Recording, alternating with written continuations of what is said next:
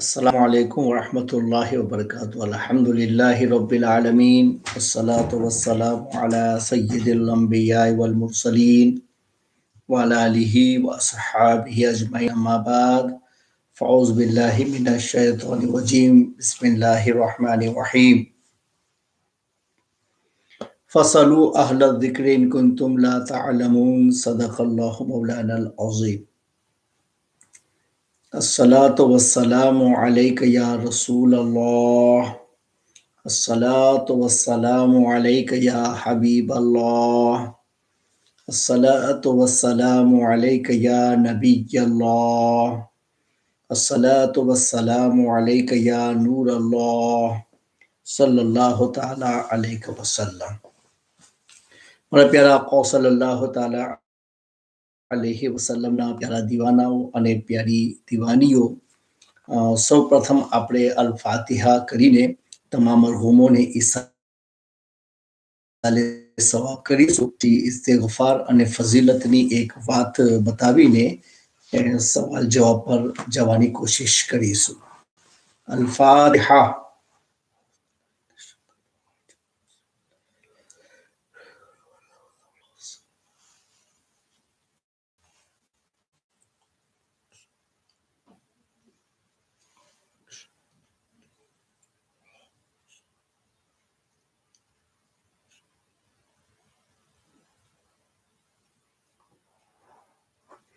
اللهم اغفر لهم اللهم ارحمهم اللهم سكنهم في الجنة وصلى الله تعالى على خير خلقه ونور عرشه محمد وآله وأصحابه أجمعين برحمتك يا أرحم الراحمين.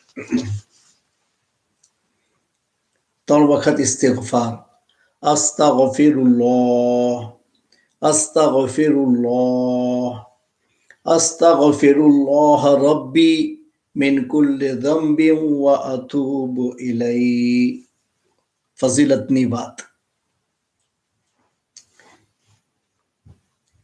યાદદાસ્ત મજબૂત કરવા માટે અને દિમાગ કમજોર હોય તો દિમાગને તાકતવર બનાવવા માટે આ વઝીફો કરવામાં આવે. કાચની પ્લેટની ઉપર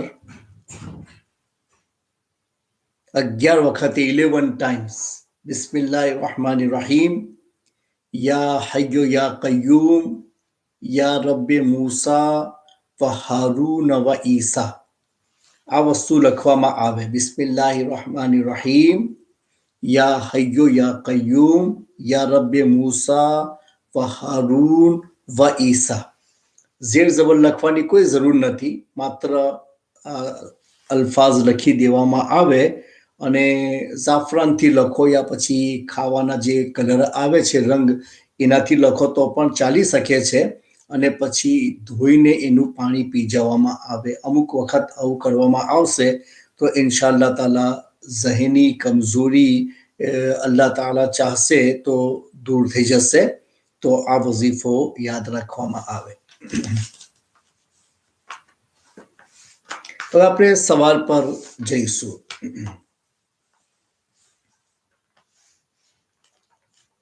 એક ભાઈએ સવાલ પૂછેલો છે કે નબી અકરમ નૂરે મુજસ્સમ સલ્લલ્લાહુ તાલા અલૈહિ વસલ્લમને આપણે યા કહીને અહીંયાથી પુકારીએ છીએ, તો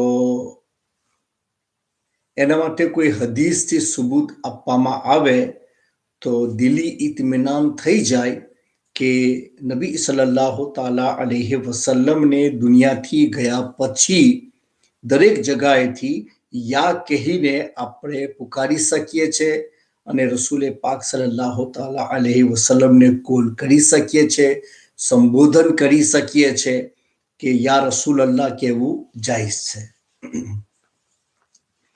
જો બુખારી શરીફ, મુસ્લિમ શરીફ અને હદીસની દરેક કિતાબમાં જેમાં નમાઝનો ચેપ્ટર છે અને એમાં કાયદામાં તશહુદનો જે zikr કરવામાં આવેલો છે, એ બધી જ કિતાબોથી આ હદીસને તમે પ્રાપ્ત કરી શકો છો. એટલે કે કોઈ એક કિતાબની સાથે ફિક્સ નથી તમે અસંખ્ય હદીસની કિતાબોથી આ વસ્તુને હાસિલ કરી શકો છો કે નબી અકરમ અલી સલાતુ તસ્લીમે અહેલે ઈમાનને જે તશહુદ શીખવાડી છે. આપણે તહિયાતુ લિલ્લાહી વસ્સલાવાતો પઢીએ છીએ ને, એને તશહુદ કહેવાય. નમાઝમાં જે 2 રકાત પર બેસીને યા 4 રકાત પર બેસીને આપણે જે પઢીએ છીએ કાયદામાં, એને તશહુદ કહેવામાં આવે છે.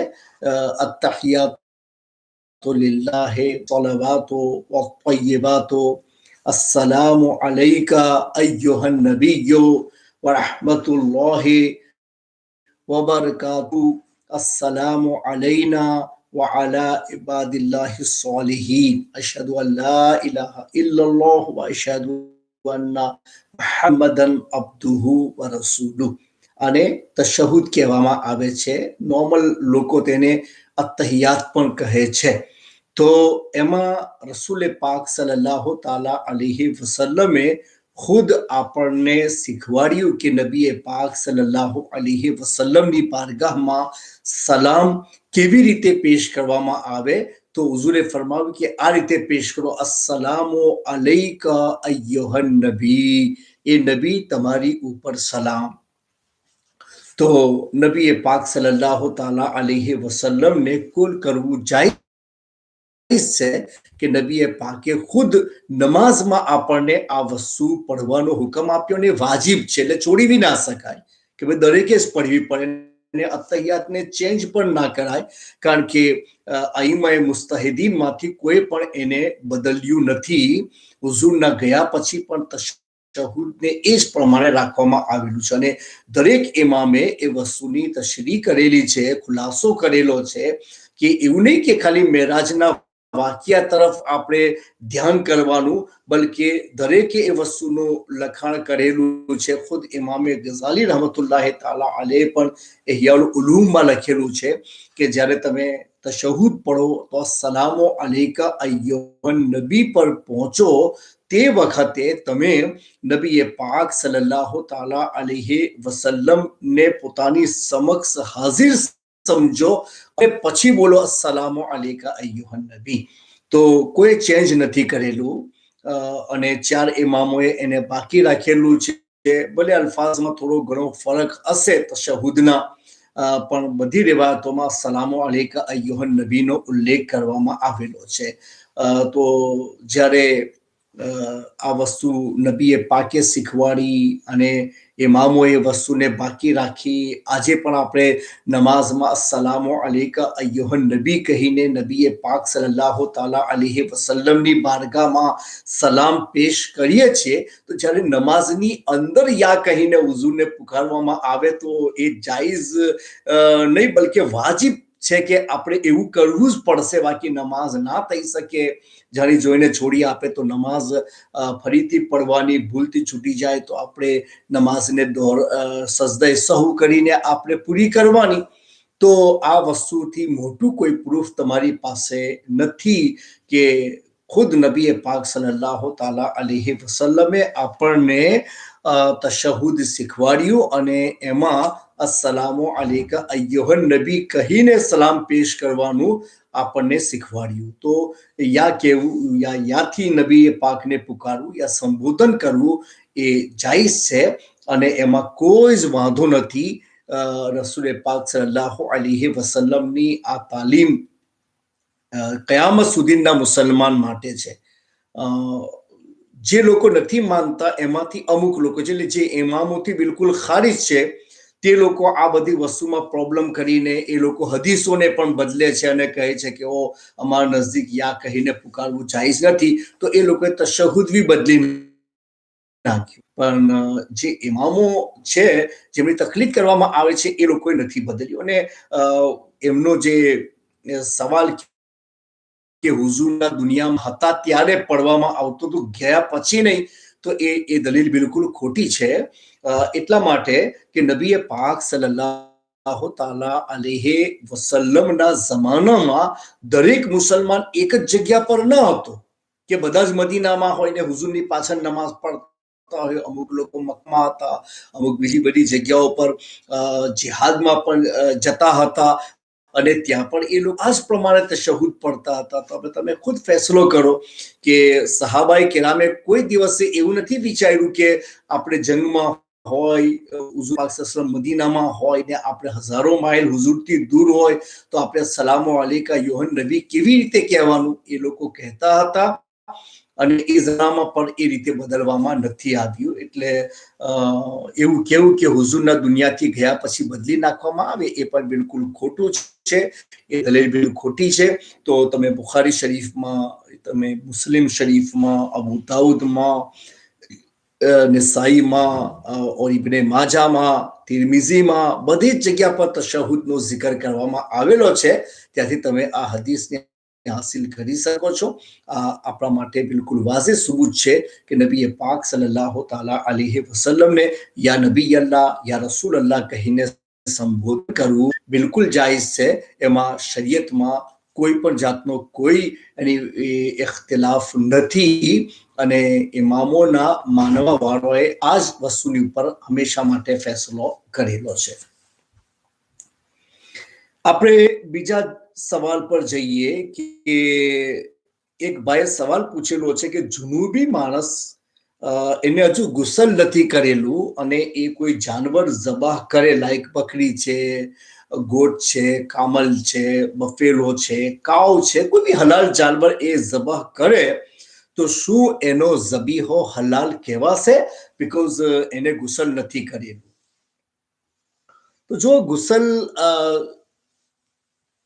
જે ઝબાહ કરવા માટે ગુસલ શર્ત નથી. શર્ત એટલે કન્ડિશન નથી. જે વસ્તુ કન્ડિશન હોય તો પછી અમલ કરવામાં ન આવે તો એનાથી ફેરફાર થાય, હુકમ બદલાય. પણ જ્યારે એ વસ્તુ શર્ત કે કન્ડિશનમાં આવતું જ ના હોય તો પછી કોઈ માણસ ગુસલ કરા વગર પણ જાનવર ઝબાહ કરે અને ઝબાહ કરવામાં બિસ્મિલ્લાહ અલ્લાહુ અકબર બોલે તો એ ઝબીહો હલાલ રહેશે, જાયઝ રહેશે, એ ગોશ્ત ખાઈ શકાશે.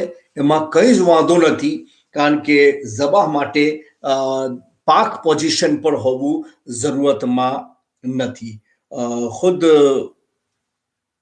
ફતવા રઝવિયા ચોથી જિલ્દમાં લખાણ કરવામાં આવેલું છે. આલા હઝરત ઇમામ અહમદ રઝા ફરમાતે છે, તહારત શર્તે ઝબાહ નહીં, જુનૂબ કે કા ઝબીહા ભી દુરુસ્ત હૈ. એટલે કે કન્ડિશન નથી કે માણસ પાક હોવો જોઈએ તો જ એનાથી ઝબાહ કરી શકાય. કે બિસ્મિલ્લાહ અલ્લાહુ અકબર તો બિસ્મિલ્લાહ દુઆ તરીકે પણ ઇસ્તેમાલમાં આવે છે. અલ્લાહુ અકબર એક zikr છે. તો બિસ્મિલ્લાહ દુઆ તરીકે હોય તો હાલત જનાબતમાં, હેઝો નિફાસની હાલતમાં કુરાન શરીફની તિલાવત જાયઝ નથી, હરામ છે. પણ zikro અસ્કારની મમાનિયત નથી. બધી જાતના zikro અસ્કાર એ પોઝિશનમાં પણ થઈ શકે છે. હાલત જનાબતમાં અને જનાબતનું ગુસલ ન કર્યું હોય તો એ માણસ હાલત જનાબતમાં કહેવાય. તો એનાથી પણ થઈ શકે. હેઝો નિફાસ વાળી ઓરત હોય એનાથી પણ દરેક પ્રકારનો zikr થઈ શકે છે. કુરાન શરીફની તિલાવત ના થઈ શકે. તો બિસ્મિલ્લાહ અલ્લાહુ અકબર ઝબાહની દુઆ છે અને એ દુઆ માટે કોઈ શર્ત નથી કે તહારત હોવી જ જોઈએ. એટલા માટે એને જે ઝબાહ કરેલું છે એ ઝબાહ હલાલ છે, ખાઈ શકાય છે. એમાં કોઈ જાતનો કોઈ પ્રોબ્લેમ નથી આવી શકતો. બહેતર છે કે માણસ ની પાક પોઝિશનમાં એ વસ્તુ કરે એ અલગ હુકમ છે. બહેતર હોવું એ અલગ હુકમ છે. જરૂરતમાં નથી આવતું એટલા માટે એ જાનવર હલાલ છે અને ઝબાહમાં કોઈ ફર્ક નહીં આવે. બીજો સવાલ એ પૂછવામાં આવેલો છે કે જુનુબી માણસ યા હેઝો નિફાસ વાળી ઓરત હોય તો શું એ કુરાન શરીફમાં નજર કરી શકે છે? એટલે પડવું તો જાયઝ નથી કે મોડાથી પડી ના શકાય. કુરાન શરીફ એ પોઝિશનમાં, એ હાલતમાં કુરાન શરીફ કોઈ પડતું હોય તો આપણી કુરાનમાં નજર કરીએ, યા કોઈ માણસ કુરાન શરીફની તિલાવત કરતો હોય તો આપણે ઉભા રહીને અંદર જોઈએ કુરાન શરીફમાં, પણ હાથ ના લગાવીએ તો નિગાહ કરવી એ જાયઝ છે કે નથી આ બધી પોઝિશનમાં. તો નજર અલગ વસ્તુ છે કે ભાઈ નજર ખાલી જોવામાં આવે છે, એમાં કોઈ વસ્તુ ટચ નથી થતી. ભલે આપણી નિગાહ ત્યાં પહોંચે છે અને પછી આપણને પાછી આવીને દેખાડે છે દિમાગમાં, આપણે જે જોઈએ છે તે એવી જ રીતે હોય છે, પણ એમાં આપણી બોડીનો કોઈ ભાગ ડાયરેક્ટ કુરાનની સાથે ટચ નથી થતો. એટલા માટે કુરાન શરીફમાં નિગાહ કરવામાં આવે, એને ટચ કરવામાં ન આવે તો શરીયતમાં કંઈ વાંધો નથી. જનાબતની હાલતમાં હોય, કુરાન શરીફમાં નજર પડે, કંઈ વાંધો નહીં.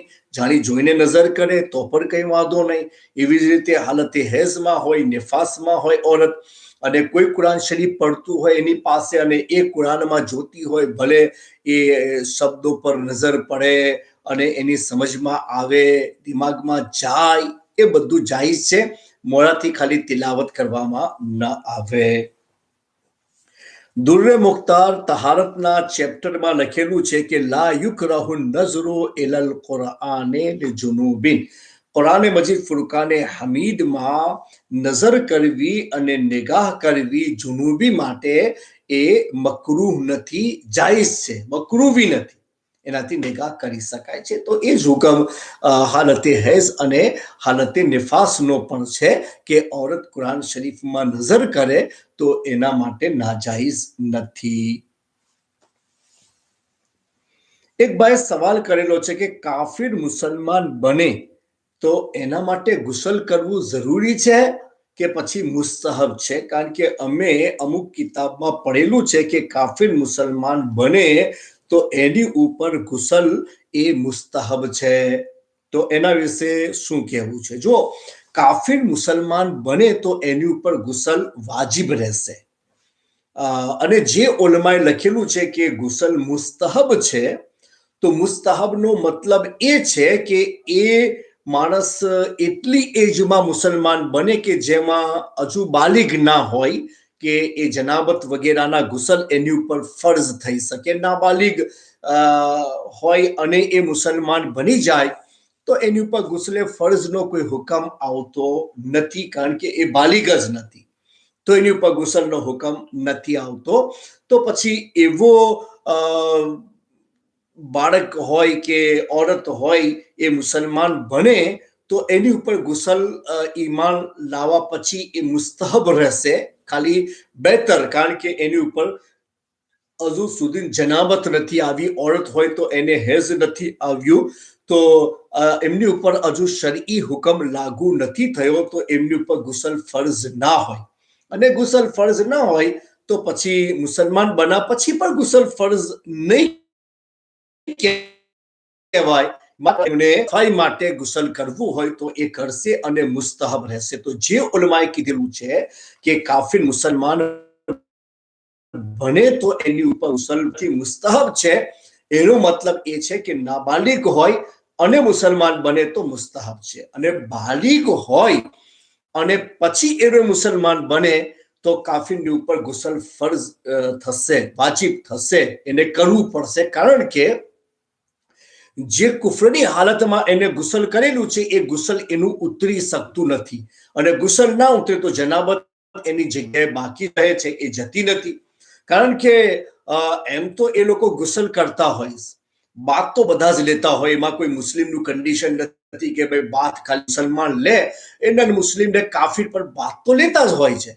તો પણ અમુક વસ્તુ જે ફર્જ છે, લાઈક કુલ્લી હોય તે પર પાણી પીતો હોય તો કુલ્લી ઓટોમેટિકલી થઈ જાય. પણ નાકમાં જે પાણી નાખવાનો સવાલ છે અને પાણી નાખીને સફાઈ કરવાનો, તે ગાલિબન કાફી તો કરી શકતો જ નથી અને કરતો જ નથી એવું કે ગુસલમાં નાકની પ્રોપર સફાઈ કરવામાં આવે અને નાકમાં પાણી નાખીને નાકને ક્લીન કરવામાં આવે, તો આ એક ફર્જ છે. અને કાફીરને એ વસ્તુનું ઇલ્મ નહીં, એટલે એ એની ઉપર અમલ કરતો પણ નથી અને એને આ વસ્તુની ખબર હોતી પણ નથી, અને કોઈ માણસ આમતોર પર નાકની એ પ્રમાણે કરતો પણ નથી. એટલા માટે એ બાલિગ થયા પછી મુસલમાન બન્યો હોય તો એની ઉપર ગુસ્લે જનાબત બાકી રહેશે, કારણ કે ફરજો પર એને અમલ નથી કરેલો. બે ફર્જ તો અમલ થઈ જાય, આખી બોડીને ધોવી બહારથી તો ધોવાઈ જાય, મોડામાં ક્લીન કરવાનું કુલ્લી કરીને, તો એ તો પાણી વગેરે પીએ તેનાથી પણ ક્લીન થઈ શકે, પણ નાકવાળી સફાઈ કોઈ અલગથી નથી કરતું, એટલા માટે એનું ગુસલ બાકી રહે છે અને એને ગુસલ કરવાનું રહેશે. તો મેં બંને ફર્ક તમને બતાવી આપ્યો કે ભાઈ નન મુસ્લિમ મુસલમાન બને તો એને ગુસલ કરવું જરૂરી રહેશે. બાલિગ પછી હોય તો જરૂરી, નાબાલિગમાં હોય તો જરૂરી નથી. સિયરે કબીરમાં હઝરતે ઇમામ મોહમ્મદ રહમતુલ્લાહ તાલા અલૈનું ફરમાન છે કે યમબગી લિલ કાફિરે ઇદા અસ્લમા અન યગતસિલા ગુસ્લલ જનાબતિ વલા યદરૂન કૈફિયતલ ગુસ્લ, કે કાફિર મુસલમાન બને તો એને ગુસ્લે જનાબત કરવું જ પડશે, કારણ કે એ લોકોને ગુસલનો તરીકો આવડતો નથી. તો મુસલમાન ગુસલ કરે ને ગુસલનો તરીકો ના આવડતો હોય અને એને નાકમાં પાણી ના નાખ્યું તો મુસલમાનનું ગુસલ ના થઈ શકે. તો પછી કાફિરે ના કર્યું હોય તો એનું ગુસલ કેવી રીતે થવાનું છે? એટલા માટે ઇમામ મોહમ્મદે આ ફેસલો ફરમાવેલો છે. સિયરે કબીરમાં આ ઉલ્લેખ કરવામાં આવેલો છે. તો મેં બંને વસ્તુનો ઉલ્લેખ કરી આપ્યો કે ક્યારે મુસ્તહબ છે અને ક્યારે વાજિબ છે. આ બંને વસ્તુ સામે રાખવામાં આવે ને તો પછી તમે કોઈ કિતાબમાં પડશો તો કહેશો કે ભાઈ અહીં તો મુસ્તહબ લખેલું છે ને મૌલવી સાહેબે તો કીધું હતું કે એમને કરવું જ પડશે, તો આ કેવું? તો મેં બંનેનો ફરક તમને બતાવી આપ્યો કે નાબાલિગ હોય ને મુસલમાન બને તો મુસ્તહબ, બાલિગ હોય ને મુસલમાન બને તો એવી પોઝિશન પર એની ઉપર ગુસલ એ વાજિબ રહેશે, કારણ કે એને ફરજ પર અમલ નથી કર્યા એટલે એની જનાબત એની જગ્યા પર બાકી છે.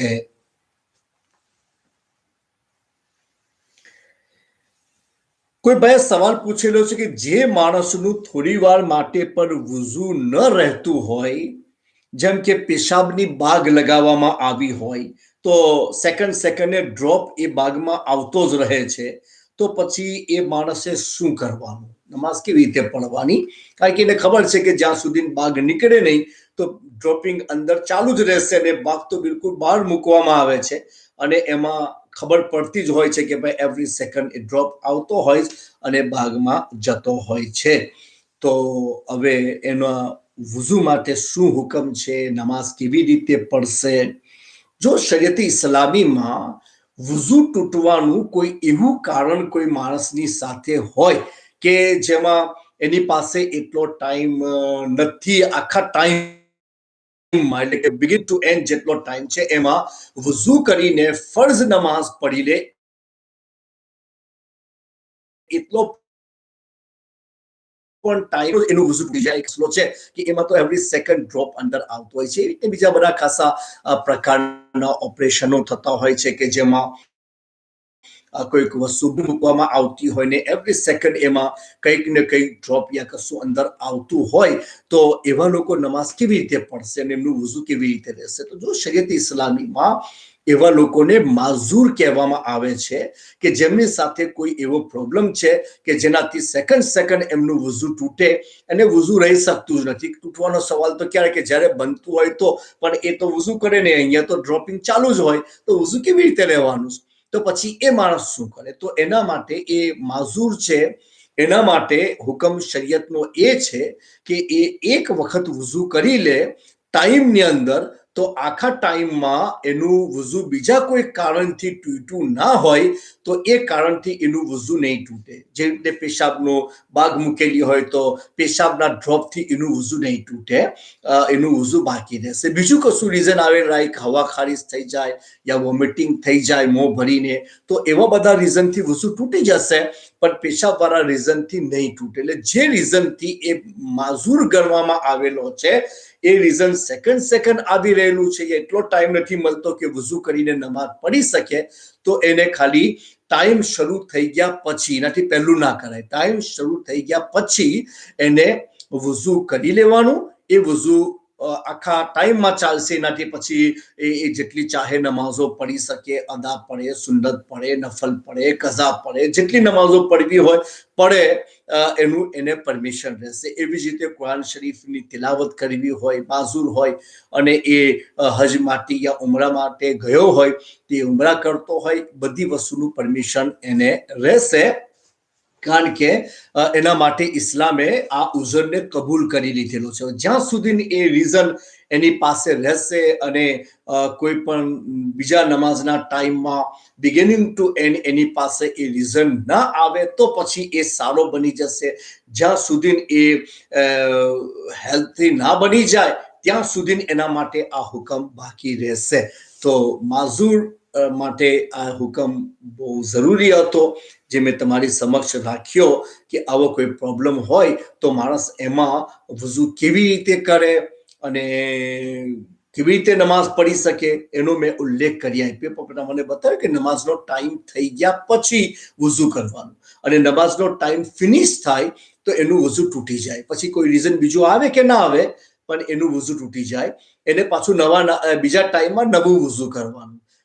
એ ખાસ બીજા મેં તો વધારે પ્રોબ્લેમ મગરિબની નમાઝમાં આવે કે કોઈ માણસે અસરના એન્ડ પર વઝુ કરીને નમાઝ પઢી હોય અને પછી થોડી વાર પછી મગરિબનો ટાઈમ થઈ જાય તો એને લાગે કે આ તો બહુ નજીકનો ટાઈમ છે તો એનું વઝુ ના ચાલે, કારણ કે મગરિબનો ટાઈમ બીજો આવ્યો નહીં તો હવે એ ટાઈમ નીકળશે તો એનું વઝુ તૂટી ગયું. હવે મગરિબનો ટાઈમ આવ્યો તો હવે એને પાછી મગરિબ ફરીથી વઝુ કરવું પડશે. એટલે અસર ને મગરિબમાં આ ખાસ કરીને યાદ રાખવામાં આવે. બીજી નમાઝોમાં કોઈ એન્ડ પર એને વઝુ કરીને નમાઝ પઢી હોય ને પછી થોડી વાર પછી અસરનો ટાઈમ શરૂ થઈ જાય, ઝોહરની નમાઝ ફિનિશ કરીને થોડી વાર પછી અસરનો ટાઈમ શરૂ થઈ જાય તો એનાથી અસરની નમાઝ એ વઝુ પર ના પઢાય, બીકોઝ ટાઈમ નીકળી ગયો એટલે એનું વઝુ તૂટી ગયેલું કહેવાય. એટલે પાછા નવા ટાઈમમાં એને ફરીથી વઝુ કરવાનું. તો આ વસ્તુ ખાસ કરીને યાદ રાખવામાં આવે. તો માઝૂર આ પ્રમાણે એક વઝુથી એનું એ રીઝન પર જે છે એ નમાઝો પઢી શકે છે, તેલાવતે કુરાન કરી શકે છે. એના માટે આ બધી વસ્તુઓ ઇસ્લામે જ્યાં સુધી બીમારી છે માફીમાં રાખી છે, પણ નમાઝ છોડી શકતો નથી. ભાઈ કોઈ એવું ઉઝર બયાન કરે કે ઓ મને તો આવું થાય છે, મારું તો વઝુ રહેતું નથી, કેને નમાઝ પઢું, વઝુ કરી શકાય તો નમાઝ પઢાય નહીં. તો એના માટે આ મેં તમને મસલો બતાવ્યો ને, હવે એવું કોઈ આપણી પાસે એક્સક્યુઝ નથી રહેતું કે આ પ્રમાણે હોય તો નમાઝ છોડી દેવામાં આવે. કોઈ છોડશે તો એ સખ્ત ગુનેગાર અને નમાઝ કઝા કરવાનો ગુનો એના માથા પર આવશે. એટલા માટે આ મસલો યાદ રાખો, પોતે પણ સમજો અને બીજાને પણ શીખવાડવાની કોશિશ કરો તાકે કોઈ માણસની નમાઝ કઝા ના થાય. કારણ કે નમાઝ કઝા કરવું બહુ મોટો ગુનો છે. કેટલો મોટો ગુનો કે આપણા નબી સલ્લલ્લાહુ તાલા અલૈહિ વસલ્લમે ફરમાવ્યું કે અન્નહુ વુતિરા અહલુહુ વ માલુહુ. એવું સમજો, એ ગુનાને સમજાવવા માટે હુઝુરે આપણને એક એક્ઝામ્પલ આપ્યો. હાલાકી નથી પણ મોટો છે, પણ દુનિયામાં આપણે જે વસ્તુને બહુ મહાન સમજતા હોય તો તે વસ્તુ એક્ઝામ્પલમાં બયાન કરવામાં આવે તો આપણને સમજવું વધારે સહલ બની જાય, ઇઝી થઈ જાય. એટલા માટે આવા એક્ઝામ્પલ આપવામાં આવે છે. હાલાકી એનાથી પણ મોટો ગુનો છે.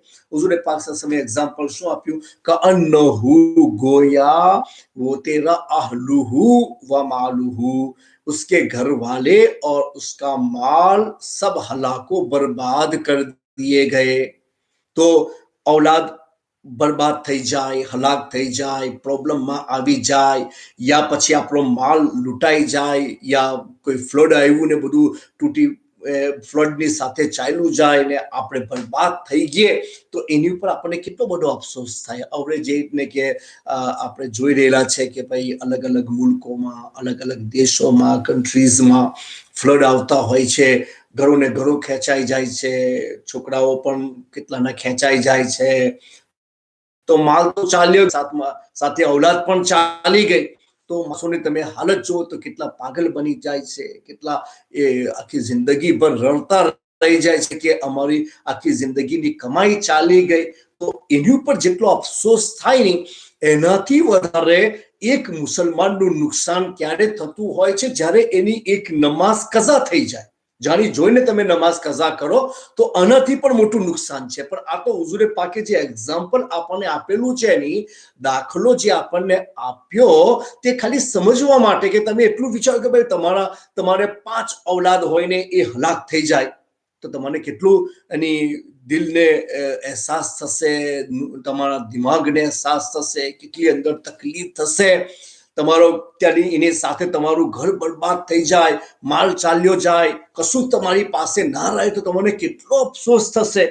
એનાથી પણ વધારે એક મુસલમાનને અફસોસ ક્યાં થવો જોઈએ? એક નમાઝ કઝા થવા પર. તો આપણે આ બધી વસ્તુઓની પર ધ્યાન નથી આપતા, એને લઈને બધા પ્રોબ્લેમ્સ વધી રહેલા છે. અને લોકો આવું કોઈ નાનું મોટું રીઝન આવે ને તો નમાઝ કઝા કરીને, માથું દુખતું હોય તો કે મારું તો માથું દુખે, માથે નમાઝ નહીં પડી શકાય, છોડી દીધી. તો અને કહેશો બુખાર આવ્યો કે તાવ આવ્યો હોય, ઉભા રહીને ના પડાય, બેસીને પડાય, બેસી ના લઈને પડાય, વુઝુ કરવા ના જઈ શકાતો તયમુમ કરીને પડાય, પણ પડવાની જ, છોડવાનું જ્યાં સુધી તમારો હોશ છે ત્યાં સુધી તમે ઇશારાથી પડી શકતા, તમારી નમાઝ પડવાની, કઝા કરો તો ગુનો એટલો જ થશે. અને આટલી મોટી હલાકત છે, પણ આપણે મુસલમાનોએ આ વસ્તુની ઉપર આજ સુધી ધ્યાન નથી કર્યું. તેને લઈને આપણી મસ્જિદો વિરાન છે, લોકો બેસે, વાતો કરે, એમની પાસે વાતો કરવાનો ટાઈમ હોય, ગપશપ કરવાનો ટાઈમ હોય, પણ મુસલમાન પાસે ટાઈમ ના હોય તો કોનો ટાઈમ ના હોય? નમાઝ પડવાનો ટાઈમ ના. એટલા માટે કે એમને ખબર નથી કે કેટલો મોટો ગુનો કરી રહેલા છે. એમને ખબર પડી જાય તો મને નથી લાગતું કે કોઈ મુસલમાનને આપણે કેવું પડે કે ભાઈ અઝાન થઈ ગઈ તું નમાઝ પડવા ચાલીએ, અઝાન થઈ ગઈ તું નમાઝ પડી લે, કેવું ના પડે. તો હુઝુર પાક સલ્લલ્લાહુ અલૈહિ વસલ્લમે આ એક્ઝામ્પલ આપણને આપેલો છે.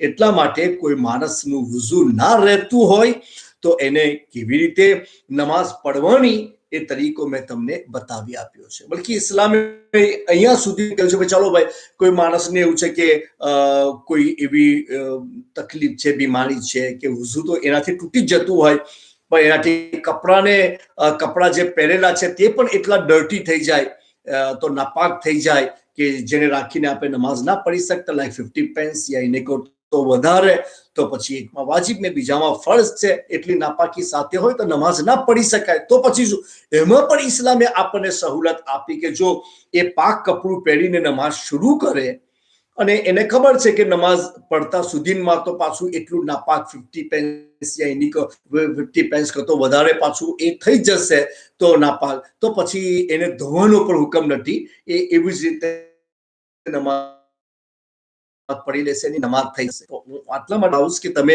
નમાઝ કઝા કરવાનું આ બધી વસ્તુઓને એક્સક્યુઝ ના બનાવશો. ને તો તમે નમાઝ કઝા કરવી કેટલો મોટો ગુનો છે એ સમજો, તો આ બધા મસાઇલ પર ઓટોમેટિકલી તમે જવાની કોશિશ કરશો કે આ મસલા આપણે સમજીએ તાકે આપણી નમાઝ કઝા ના થઈ જાય.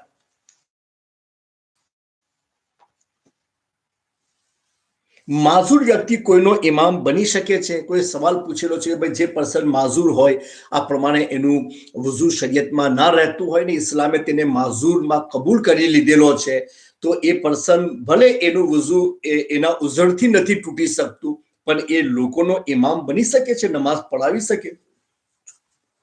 તો શરીયતનો કાનૂન એના માટે એ છે કે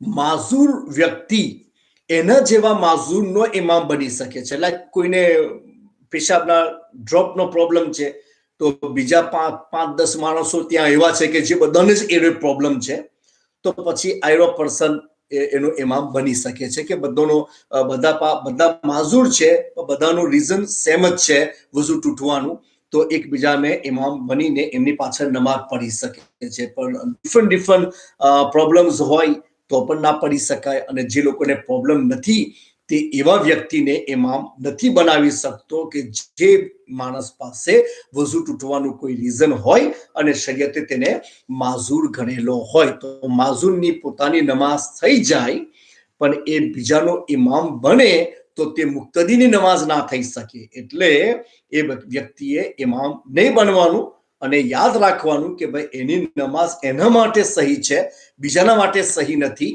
તો એટલા માટે એ બીજાનો ઇમામ નથી બની શકતો. એક ભાઈ સવાલ પૂછેલો છે કે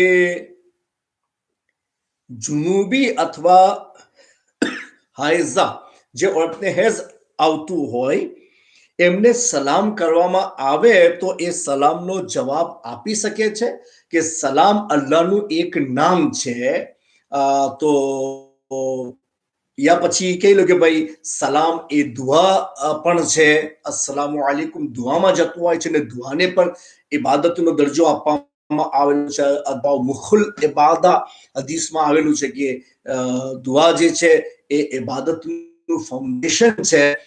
તો પછી જે માણસનું ગુસલ ના હોય યા જે ઓરતને હેઝ આવતું હોય યા એ નિફાસમાં હોય તો શું એનાથી સલામનો જવાબ આપી શકાય છે?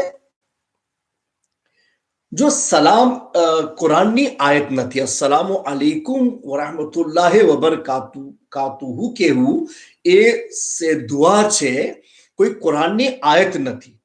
અને મેં હમણાં તમને બતાવ્યું હતું કે દુઆ કોઈ પણ હોય, zikr કોઈ પણ હોય એ હૈઝો નિફાસ વાળીથી થઈ શકે છે, એવી જ રીતે જનાબત વાળાથી પણ થઈ શકે છે. હા, એ લોકોથી કુરાનની તિલાવત જાયઝ નથી. તો સલામવી એક દુઆ છે અને એના માટે દુઆ માટે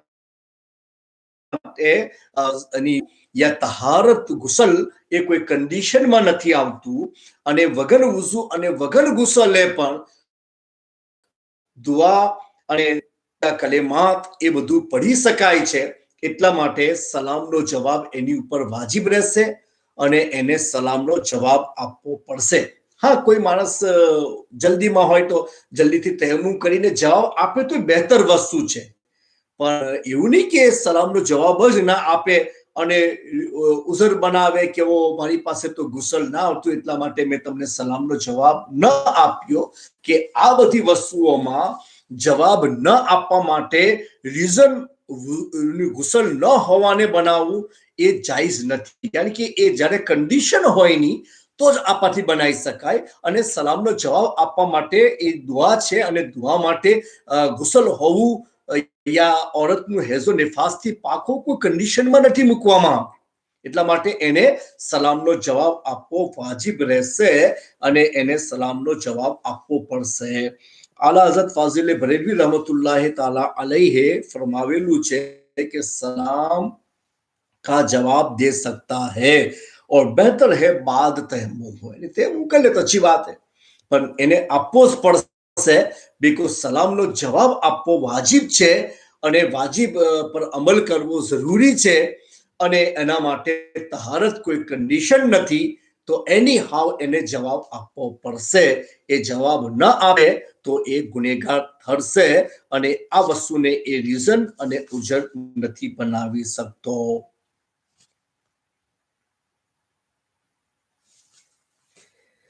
હેઝ અથવા જનાબત વાળો મોઢાથી કુરાન ના પડે પણ એને જેવી રીતે કે યાદ હોય, પણ બધી બહુ સુરતો લોકોને મુંહ જબાની યાદ હોય છે. કોઈ હાફિઝે કુરાન હોય તો એ કુરાનમાં થી જ્યાંથી પડવું હોય પઢી શકે છે. તો કોઈ માણસ જનાબતમાં હોય યા ઓરત હેઝો નિફાસમાં હોય એને બધી બહુ સુરતો ને આયતો યાદ છે, પણ એ મોઢાથી નથી પડી શકતી કારણ કે એના માટે હરામ છે. જનાબત ગુસલ ના કરે ત્યાં છે, હેઝો નિફાસ વાળી પાક ના થાય ને ગુસલ ના કરી લે ત્યાં સુધી એના માટે પણ હરામ છે કે એ કુરાને મજીદ ફુરકાને હમીદની તિલાવત નથી એટલે મોઢાથી કરી શકતી. પણ શું કોઈ માણસ દિમાગથી કરે? એટલે આપણે અમુક વસ્તુ હોય ને આપણે દિમાગમાં રીડ કરીએ, મોઢાથી ના કરીએ, દિમાગમાં રીડ કરીએ. આપણે બધું જે મોઢે યાદ હોય તે બધું પડીએ, આપણું મોઢું ના હાલે, કશું ના હાલે, પણ આપણા દિમાગમાં આપણને ખબર છે કે આપણે એને રીડ કરી રહેલા છે, પઢી રહેલા છે દિમાગથી, ખ્યાલથી.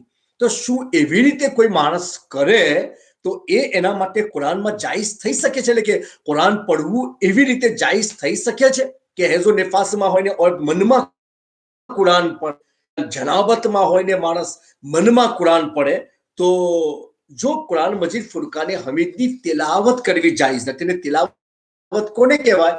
મોઢાથી પ્રોનાઉન્સિએશન કરવામાં આવે, ઉચ્ચાર કરવામાં આવે વર્ડ્સનો, એટલી આવાજમાં હોય કે કશો બીજો વધારે કોઈ બહારથી આવાજ ના હોય તો એ પોતે પોતાની તિલાવતના વર્ડ્સને સાંભળી શકે તો એને ઇસ્લામમાં તિલાવત કહેવામાં આવે છે.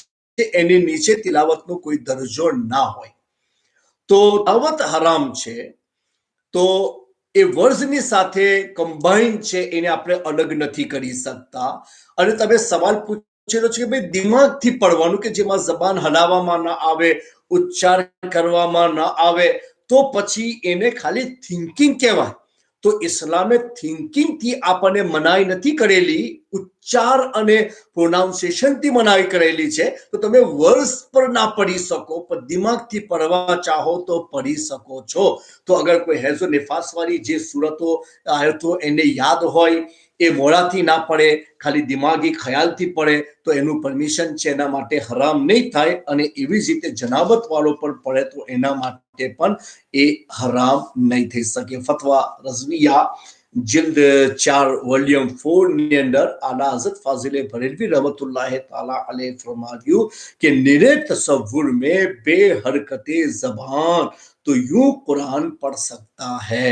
તો હેઝો નિફાસ અને જનાબત વિશે સવાલ કરવામાં આવેલો, તો આલા હઝરત ફાઝિલે બરેલવીએ એ જવાબ આપ્યો કે ખાલી તસવ્વુરમાં, દિમાગમાં, ખ્યાલમાં, અગર થિંકિંગમાં કોઈ આદમી કુરાનની તિલાવત કરે તો ભલે એની ઉપર ગુસલ ફરજ છે, તો પણ એને તિલાવત કરવાનું પરમિશન અને ખ્યાલમાં મળી શકે. એ તિલાવત નહીં કે જેમાં આપણે વર્ઝ મોડાથી બોલીને તિલાવત કરતા હોય.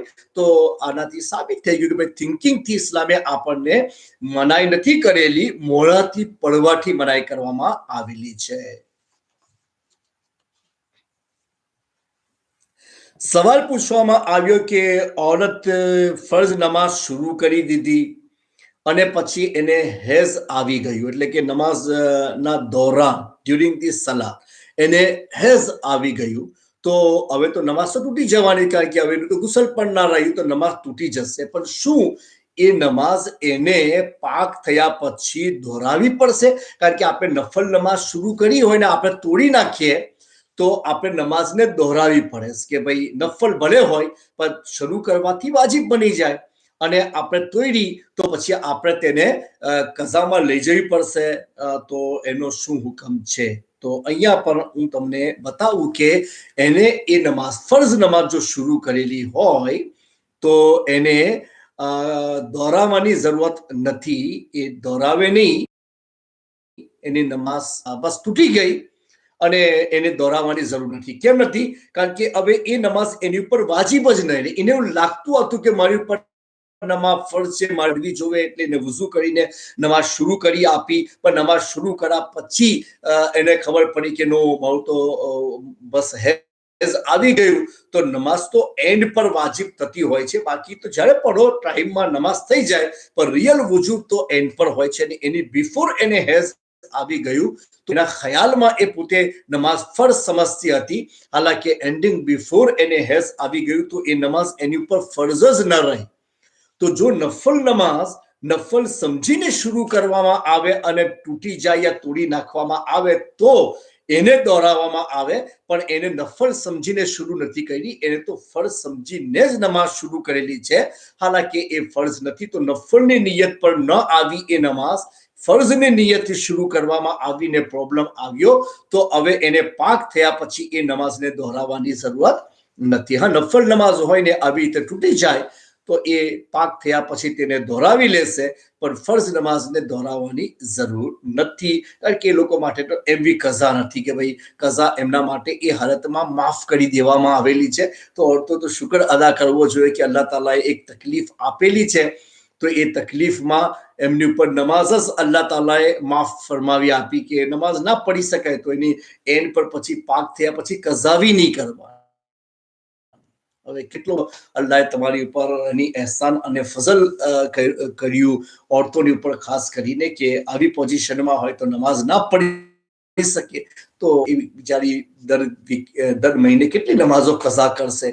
તો કઝાનો હુકમ ઉઠાવી લેવામાં આવ્યો નમાઝમાં, રોઝામાં નથી પણ નમાઝમાં છે. તો ફરજ નમાઝ શરૂ કરીને આવા કોઈ રીઝનથી નમાઝ તૂટી જાય તો એને દોહરાવીની જરૂરતમાં નહીં આવે.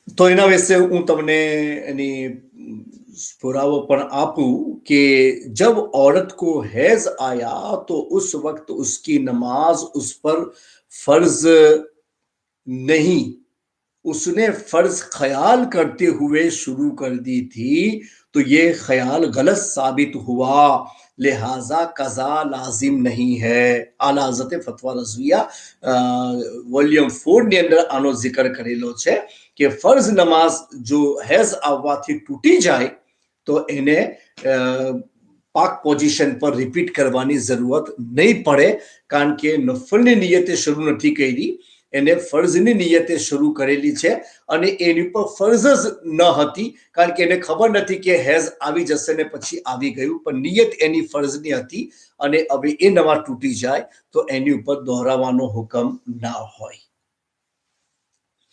એક વાર સવાલ પૂછેલો છે કે હાલતે હેઝમાં औरतથી કુરાન છોડીને કોઈ વઝીફો પડવો હોય અથવા કઈ મુરાકબો કશો ચાલતો હોય તે કરવો હોય તો શું એવી બધી વસ્તુઓ औरतથી થઈ શકે છે? એ તો હાલતે હેઝમાં છે, નાપાક છે, તો આવા બધા કામ એને જો કરવા હોય તો એનાથી કરી શકાય? જો જે કામ માટે ઇસ્લામે વુઝુ અથવા ગુસલ કન્ડિશનમાં મૂકેલું હોય તો તે વસ્તુ ના કરી શકાય, અને જે અમલો માટે ઇસ્લામ તરફથી એવી કોઈ શરત પાકીની મૂકવામાં નથી આવી તો પછી તમારે કરવું હોય તો તમે કરી શકો છો. ઇસ્લામ તમને એ વસ્તુથી રોકતું નથી. આ વસ્તુ ખાસ કરીને યાદ રાખવામાં આવે કે ઇસ્લામ આપણને એનાથી રોકતું નથી, કારણ કે ઇસ્લામે એ વસ્તુનું કન્ડિશન નથી મૂકેલું. કન્ડિશન કોને ન મૂકેલું છે? કુરાનની તિલાવતમાં. કુરાનની તિલાવત ના થઈ શકે, રોઝા ના રાખી શકાય, નમાઝ ના પઢી શકાય, એ બધી વસ્તુમાં કન્ડિશન છે. zikr ના કરી શકાય, દુઆ ના કરી શકાય, કલમા ના પઢી શકાય, વઝીફો ના પઢી શકાય, મુરાકબો ના કરી શકાય. એના માટે ઇસ્લામે કોઈ વુઝુ કે ગુસલનું કોઈ કન્ડિશન મૂકેલું નથી. એ બધી પોઝિશનમાં થઈ શકે છે. એટલા માટે औरत હાલતે હેઝમાં પણ કોઈ વઝીફો પડતી હોય ને પડવા માંગે, એ બશર્તે કે કુરાનની નિયતે ના હોય તો એને આ વસ્તુનું પરમિશન મળી શકે છે. કાન રસૂલુલ્લાહ સલ્લલ્લાહુ अलैहि वसल्लम यस्कुरु अला कुल्ले अहयानी. अबू दाऊद शरीफમાં છે કે રસૂલુલ્લાહ સલ્લલ્લાહુ તાલા અલૈહિ વસલ્લમ હર હાલમાં કુરાન મજીદ ફુરકાને હમીદની તિલાવત કરતા હતા. અને એવી જ રીતે હદીસ શરીફમાં અબુ દાઉદની હદીસ છે, તિરમિઝી શરીફમાં છે, ઇન્નલ મુમિનુ લા યન્સ, મોમિન નાપાક નથી થતો, એટલે એવો નાપાક ના થાય કે કશું જ ના કરી શકાય. હા, નમાઝ વગેરે ના પઢી શકાય તે અલગ વસ્તુનો હુકમ છે, પણ હર મુતલકન નાપાક હોય એવો હુકમ મુસલમાન પર આવતો નથી. અને લા બાસા લિહા ઇઝિન વ જુનુબિન બેકરાઅતિ અદિયતિન વ મસ્સેહા વ હમલેહા.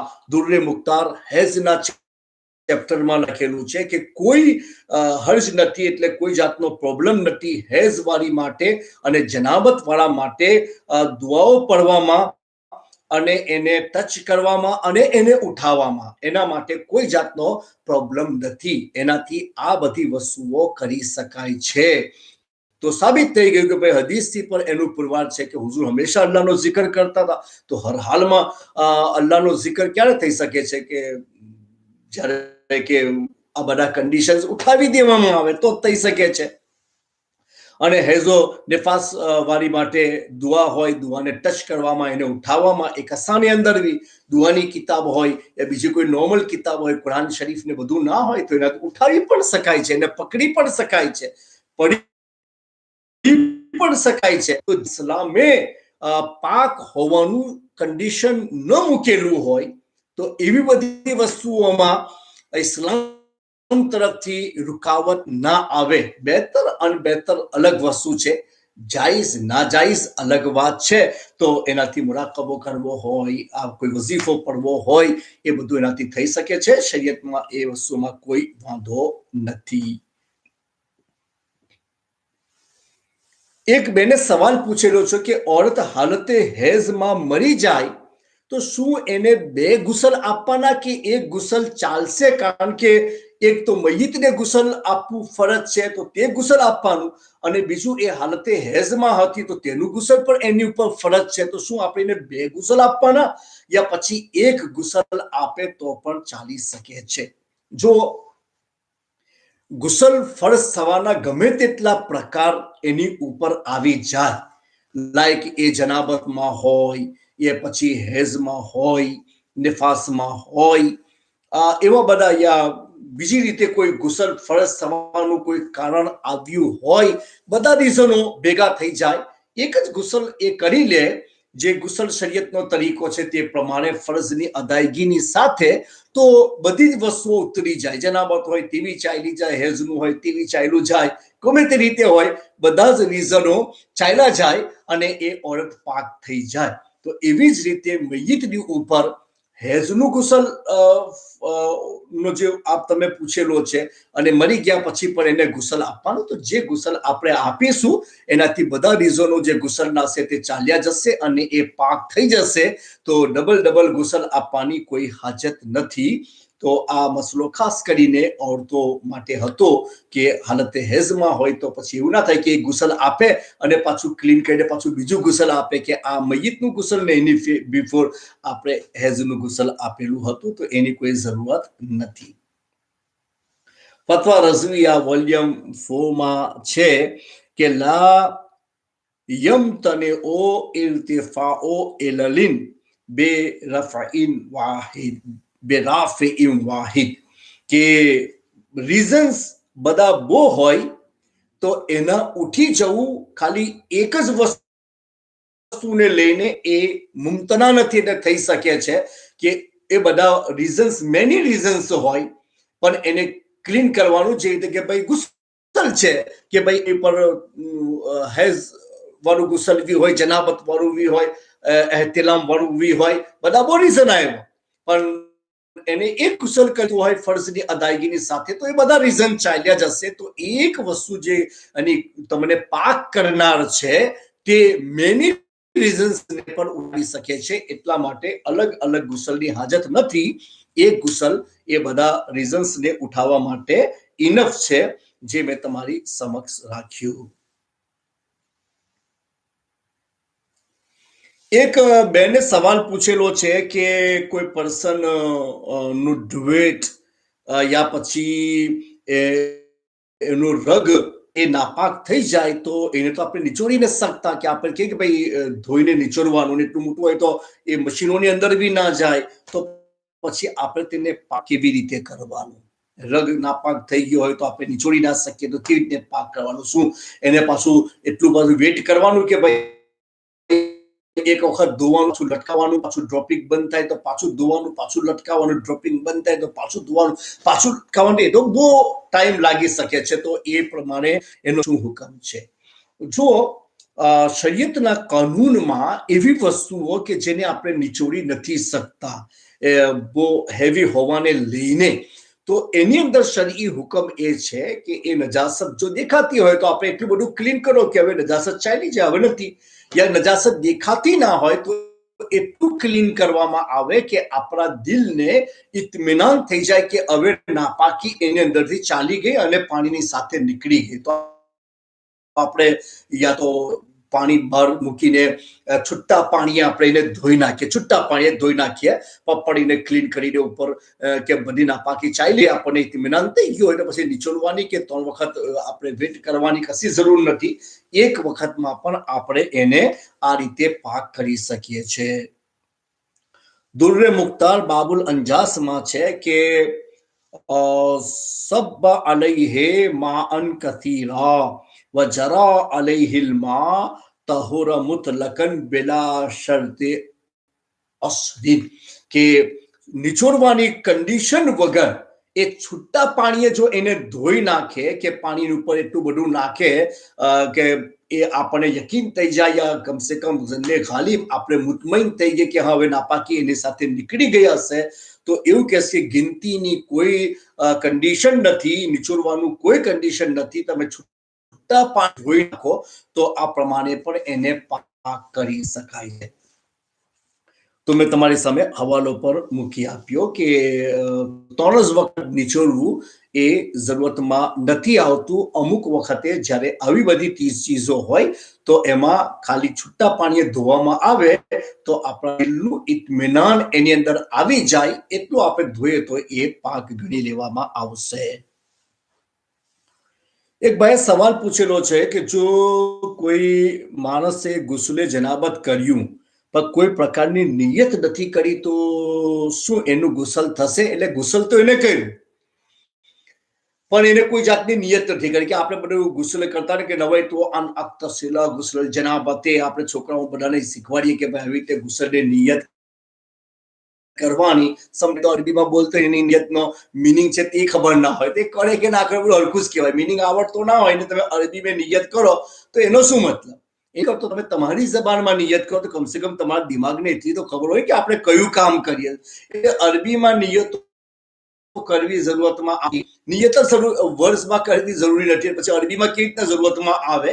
તમે તમારી જબાનમાં કરો તો દિમાગમાં કમસે કમ ખ્યાલ તો આવશે ને કે હું શું કામ કરી રહ્યો છું. તો બની શકે તો એ પણ ગુસલ અને વુઝુ એ બધી વસ્તુઓ માટે ઇસ્લામમાં નિયત એ શરતમાં આવતી નથી, ખાલી સુન્નતમાં છે કે ભાઈ આપણે નિયત કરી લઈએ તો વધારે બહેતર છે. દિલથી નિયત કરવી એ સુન્નતમાં છે, ફર્ઝમાં પણ નથી. મોડાથી કરવી તો મુતલક મુસ્તહબ છે, કે તો 300 વર્ષ પછી તો દુનિયામાં એનું વજૂદ થયું, તે પહેલા તો ખાલી દિલની જ નિયત ચાલતી હતી, જબાનથી નિયત કરવામાં જ ના આવતી હતી. 300 વર્ષો પછી ઓલમાએ ફાઇન કર્યું કે ભાઈ લોકોની અંદર ગફલત વધી ગયેલી છે, તો બહેતર છે કે આપણે વર્ઝમાં પણ લોકોને નિયત શીખવાડીએ. તો વર્ઝ આપણે બોલીએ તો દિમાગમાં આવશે, તો દિમાગમાં પણ નિયત આવી જશે. તો એટલા દખે એ લોકોએ પછી આ એક નવી વસ્તુ ઊભી કરી, નિયત વર્ઝમાં કરવાની. એટલે નિયત વર્ઝમાં કરવી તો ખાલી મુસ્તહબ છે, પણ દિલથી કરવી એ પણ વુઝુ અને ગુસલમાં કન્ડિશનમાં નથી આવતી, શરતમાં નથી આવતી. એટલા લખે કોઈ માણસે ગુસલ કરેલું હોય અને કોઈ જાતની નિયત ના કરી પણ એને જેટલા ફર્જ છે તેની ઉપર અમલ કરી લીધો, કે ભાઈ આખી બોડી પર પાણી વહાવી લીધું, કુલ્લી પણ કરી લીધી, નાકમાં પાણી પણ નાખી લીધું, ફર્જમાં કોઈ કમી નથી રહી ગઈ, તો એનું ગુસલ થઈ જશે. બીકોઝ નિયત એ સુન્નતમાં છે દિલથી કરવું, વર્ઝમાં તો મુસ્તહબમાં ખાલી આવે છે. ફતવા રઝવિયા वॉल्यूम 4 में है कि गुसल में नियत सुन्नत है, अगर न की जब भी गुसल हो जाएगा. એટલે ગુસલ થઈ જાય, વુઝુમાં આપણે નિયત કરી હોય, લાઈક આપણે બહારથી ફરતા ફરતા આવ્યા ને બહુ જ જોરથી ફાસ્ટ વરસાદ શરૂ થઈ ગયો, તો આપણા કપડાને બધું ભીગી ગયું ને બધું પાણી આપણે બધા નવાઈ ગયા, તો જે પાર્ટ્સ ઓફ બોડી વુઝુના છે તો તે બધા ધોવાઈ ગયા. તો આપણું વુઝુ તો એમ જ થઈ ગયું, ભલે આપણી નિયત ના હતી, કશી ના હતી, ભલે આપણે ભલે સુન્નત અદાયગી માટે ફરીથી વુઝુ કરીએ, પણ જો ના કરીને કોઈ નમાઝ પડી લે તો પણ નમાઝ થઈ જાય. કે વુઝુ અને ગુસલ બંને માટે આપણા ત્યાં એટલે આપણા મસલકે હનફીમાં એ વસ્તુ કન્ડિશનમાં નથી આવતું. તો આ વસ્તુને ખાસ કરીને યાદ રાખવામાં આવે. એક બાર સવાલ પૂછેલો છે કે ઝૈદે તલાક ન આપી હતી, પણ એની વાઈફે એને પૂછ્યું કે શું તે મને તલાક આપેલી છે? તો એના હસબન્ડે કીધું કે ઓવે આપી દીધી, ઓવે આપી દીધી. હાલાકી એને આપેલી નથી, એ તો પૂછે છે, ઇન્ફોર્મેશન માંગે. તો એ તો ખબરની ઇન્ફોર્મેશન માંગી રહેલી છે કે ભાઈ તે મને ખબર તલાક આપી દીધી. તો હાલાકી પહેલી ના આપી દીધી, અવરે બોલ્યો કે ઓવે આપી દીધી. તો તલાક ભલે પહેલી ના થઈ હોય, પણ અવરે જે શબ્દ બોલ્યો એની ઉપર એની તલાક થઈ જશે. હા, શબ્દ એવા લહેજામાં બોલે, એ પ્રમાણે કેફિયત ને પોઝિશન બનાવીને બોલે જેનાથી ઇનકાર સાબિત થતો હોય, આપી દીધી તો એ ઇનકાર સાબિત થાય તો પછી ના થઈ શકે. પણ નોર્મલ એને દબા લહેજામાં બોલે કે ભાઈ સીધું સીધું બોલ્યો કે હવે આ તલાક તે મને આપી, તો કીધું કે આપી, તો તલાક થઈ જશે. તો હાલત પોઝિશન્સ માણસની ચેન્જ થાય તો સમટાઈમ્સ વર્ડ્સની અંદર ભલે નેગેટિવ વર્ડ્સ યુઝ ના કરેલા હોય, પોઝિટિવ યુઝ કરેલા હોય, તો પણ એ પોઝિશનથી નેગેટિવમાં જઈ શકે છે. પણ એ બહુ ડિફિકલ્ટ પોઝિશન છે એવું સમજવું. પણ મેં તમને કીધું કે ભાઈ ન હોય પણ દબા લહેજામાં એવું કહી દે કે મેં આપી દીધી, તો પહેલી ન પણ આપેલી હોય તો પણ અવરે તલાક થઈ જશે. फतवा रजविया जिल्द 4 वॉल्यूम में है कि अगर दबे लहजे से कहा मैंने दी तलाक हो गई. ડબ્બા લેજા એટલે આહિસ્તાથી, બહુ કડક લેજાની અંદર હોય ને તો ઇનકારમાં જઈ શકે, એવું નહીં તો પછી થઈ જશે પહેલે ના આપેલી હોય. એક ભાઈ સવાલ પૂછેલો છે કે કોઈ કસમ ખાધેલી છે કે ગોશ્ત નહીં ખાય, પણ એના ઘેર ફિશ બનાવવામાં આવી, માછલી ફિશ બનાવવામાં આવી, તો એને એક ખાઈ લીધી, તો હવે એની કસમ રહેશે કે તૂટી જશે? ફિશમાં બી તો ગોશ્ત જ હોય નહીં. તો જો ગોશ્ત આપણે જ્યારે બોલીએ ને તો ફિશ અંદરથી બહાર હોય. આપણા માહોલમાં આપણે ગોશ્ત બોલીએ તો કોઈ બી દિવસ કોઈને ઘેર ફિશ બનાવેલી હોય તો એવું નહીં કે તારા ઘેર શું બનાવેલું, તો કે ગોશ્ત બનાવેલું છે, એવું નહીં બોલે. ગોશ્ત હોય તો ગોશ્ત બોલશે, ને તો ફિશ બોલશે. તો એનાથી સાબિત થઈ ગયું કે ભાઈ ફિશ ગોશ્તની અંદર આપણા માહોલમાં શામિલ નથી. વર્ષમાં આપણે ગોશ્ત બોલીને ફિશ બોલાદ નથી લેતા. કસમ જે છે એ ઓલવેઝ માહોલની ઉપર ચાલતું હોય, તમારી લેંગ્વેજના ઉપર ચાલતું હોય.